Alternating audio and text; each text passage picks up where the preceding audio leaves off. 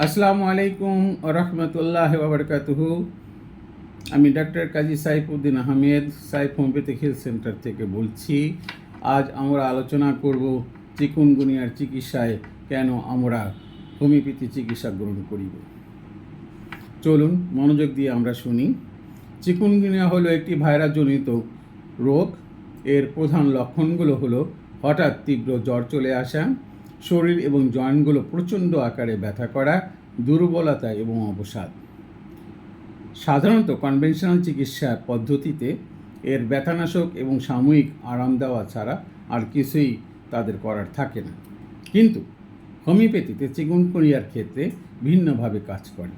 এটি শুধু জ্বর এবং ব্যথা কমায় না, বরং শরীরের ভিতর থেকে রোগ প্রতিরোধ ক্ষমতা, ইমিউনিটি পাওয়ারকে শক্তিশালী করে গড়ে তোলে। ফলে রোগী দ্রুত সুস্থ হয়, দীর্ঘস্থায়ী জয়েন্টগুলোর ব্যথাও থেকে সে মুক্তি পায়।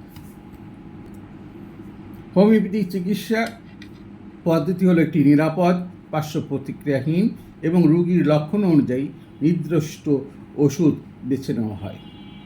এই জন্য এর প্রতিটি রোগীর জন্য ওষুধ আলাদা এবং কার্যকরও আলাদাভাবে হয়ে থাকে। তাই চিকুনগুনিয়ার চিকিৎসায় হোমিওপ্যাথিক একটি উত্তম সমাধান।